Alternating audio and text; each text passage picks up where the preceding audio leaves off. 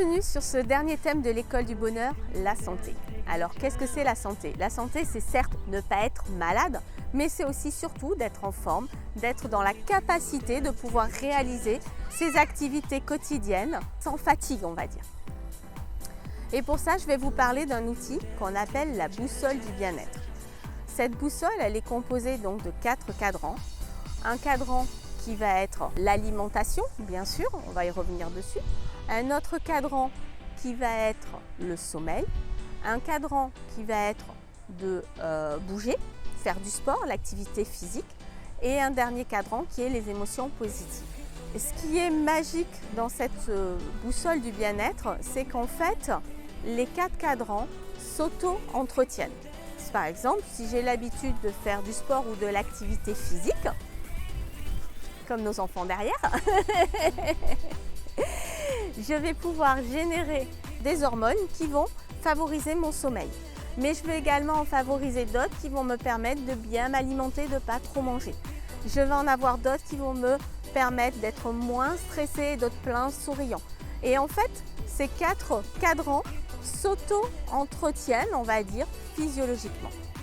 Du coup, l'idée, c'est pas de travailler sur les 4 à la fois, mais ça va être de peut-être, on peut travailler au niveau global sur les 4 à la fois, puisque ce qui va être bon pour un enfant n'est pas forcément bon pour un autre. Donc en fait, quand on travaille globalement sur les 4, à chaque fois, on va pouvoir initier cette boussole de manière individuelle pour les enfants.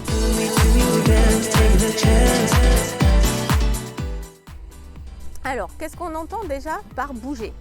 Alors bouger, c'est effectivement faire du sport. Mais on n'est pas obligé d'aller faire du sport en compétition, on n'est pas obligé d'aller faire du sport dans un cadre. C'est le fait de pouvoir régulièrement avoir de l'activité physique. Ça peut être sauter sur les espaces de jeu, ça peut être courir dans les parcs, ça peut être courir dans sa cour, ça peut être faire des randonnées. Il y a tout un tas d'activités quotidiennes. Et les enfants ont besoin de bouger tous les jours, entre une demi-heure et 1 heure. Il faut prévoir effectivement cette activité pour qu'ils puissent se défouler et bouger physiquement.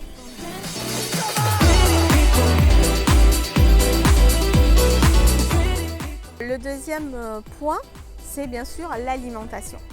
L'alimentation, en fonction de ce qu'on mange, on va avoir plus ou moins d'énergie.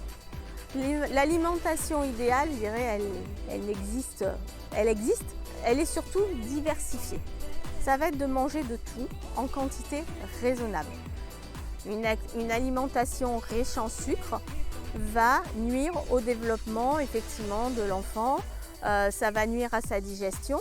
Je ne sais pas si vous le savez, mais notre ventre, on l'appelle souvent le deuxième cerveau. En fait, il y a à l'intérieur de notre ventre des bactéries, des bactéries amies, on appelle ça le microbiote. Et le bon équilibre du microbiote permet de se sentir bien et de ne pas être stressé. Un microbiote déséquilibré entraîne effectivement un mal-être.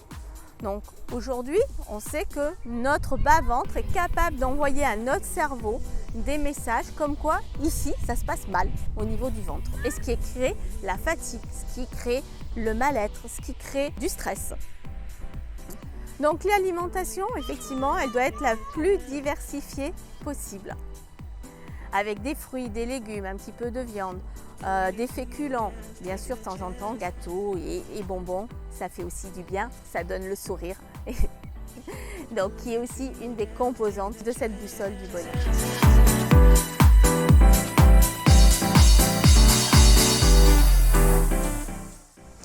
Et le dernier thème qui est le sommeil. Le sommeil, aujourd'hui, il y a un véritable enjeu de société parce que nous dormons de moins en moins. Et les enfants aussi sont concernés par cette réduction du temps de sommeil. Il y a tout un tas de facteurs qui influencent ce constat. On a effectivement les écrans. Les écrans produisent une lumière bleue et notre cerveau, lui, pense que c'est le jour qui se lève. On ne fabrique pas les hormones qui vont nous permettre de nous endormir.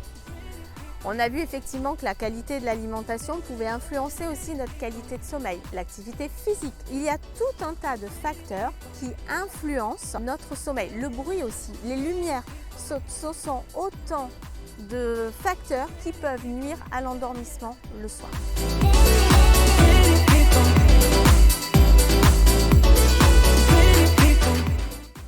Aujourd'hui, justement, sur ce dernier thème, c'est un petit peu l'occasion d'ensemble de vraiment réfléchir à comment améliorer notre environnement pour que les enfants puissent développer cette véritable santé, ces habitudes d'hygiène qui vont leur permettre d'avoir cette vitalité qui nous permet au quotidien de pouvoir agir, qui vont leur permettre de sauter, qui vont leur permettre de jouer, qui vont leur permettre d'apprendre tout ce qu'ils ont à faire dans la journée. Comment favoriser cette vitalité? Comment nous pouvons agir sur leur environnement? Comment nous pouvons les accompagner pour qu'ils se sentent mieux? C'est là-dessus qu'on attend vos retours sur notre plateforme. Merci beaucoup!